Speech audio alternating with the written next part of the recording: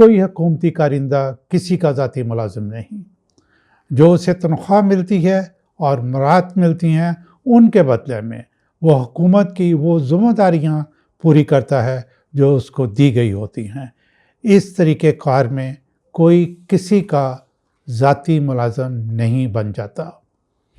جہاں وہ بیٹھتا ہے یہ اس کے کام کرنے کی جگہ ہے، یہ قطعاً پبلک پلیس نہیں کہ ہر کوئی وہاں داخل ہو جائے۔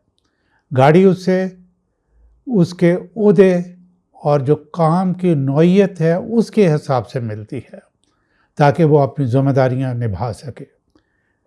ریٹائرمنٹ کے بعد یہ گاڑی اس کو واپس کرنا ہوتی ہے۔ اگر کوئی ٹیکس ادا کرتا ہے تو یہ حکومت کا ریونیو اکٹھا کرنے کا ایک پروسیس یعنی طریقہ کار ہے۔ اس سے حکومتی چیزوں کا کوئی مالک نہیں بن جاتا اور نہ ہی حکومت کے ایما پر مختلف ذمہ داریاں نبھانے والے کسی ٹیکس دینے والے کے ملازم بن جاتے ہیں۔